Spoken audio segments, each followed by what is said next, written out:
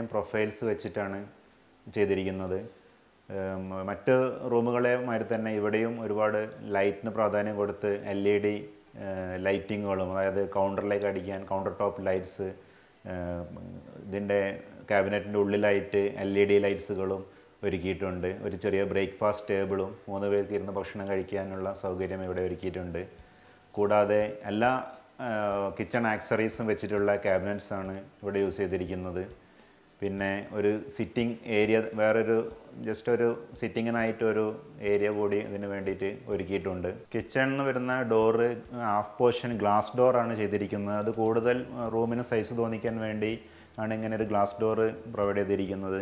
പിന്നെ ഈ കിച്ചണിൽ ഡൈനിങ്ങിന് ഇടയിലായിട്ട് ഒരു വാളിൽ ഒരു സെർവറി കൗണ്ടർ, ഇവിടുന്ന് കുക്ക് ചെയ്ത സാധനങ്ങളൊക്കെ പാസ് ചെയ്യാൻ വേണ്ടി ഒരു സെർവറി കൗണ്ടറും ഇവിടെ ഒരുക്കിയിട്ടുണ്ട്.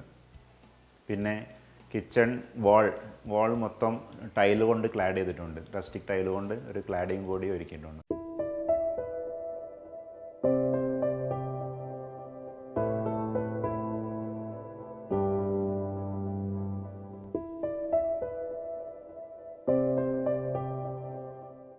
ഒരു വീട് നിർമ്മിക്കുമ്പോൾ ബഡ്ജറ്റിനാണ് പ്രാധാന്യം കൊടുക്കേണ്ടത്. അത് ഇൻറ്റീരിയർ ഡിസൈനിങ് കൂടി ആകുമ്പോൾ കൂടുതൽ ബഡ്ജറ്റിന് പ്രാധാന്യം കൊടുക്കണം. കാരണം നമ്മൾ ആവശ്യത്തിനനുസരിച്ചിട്ടുള്ള ഫർണിച്ചറുകളും ഡിസൈനിങ്ങിലും ഒന്നും ശ്രദ്ധിക്കാതെ വാരി വലിച്ചിട്ട് ഫർണിച്ചർ ചെയ്യാം.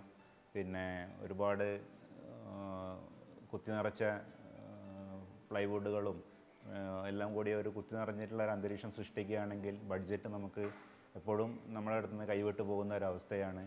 ഈ വീടിനെ കുറിച്ച് പറയുകയാണെങ്കിൽ ഇതിൻ്റെ എൻജിനീയർ, അതായത് ക്ലയൻറ്റും അതിൻ്റെ ഡിസൈനറും ഒരാൾ തന്നെയായിരുന്നു.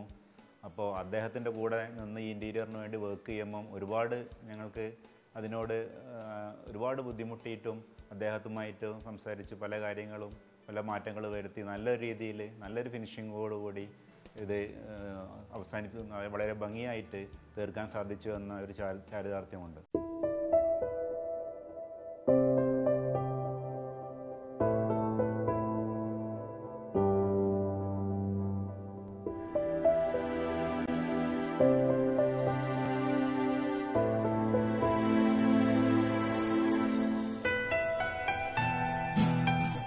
ക്ലയൻ്റ് അനുവദിക്കുന്ന ബഡ്ജറ്റിനനുസരിച്ച് നിന്ന് വളരെ സിമ്പിളായി വീട് ഡിസൈൻ ചെയ്യുകയാണെങ്കിൽ അധിക ചിലവുകളെല്ലാം ഒഴിവാക്കി നമുക്ക് നല്ലൊരു ഇൻറ്റീരിയറോട് കൂടി അവതരിപ്പിക്കാൻ സാധിക്കും.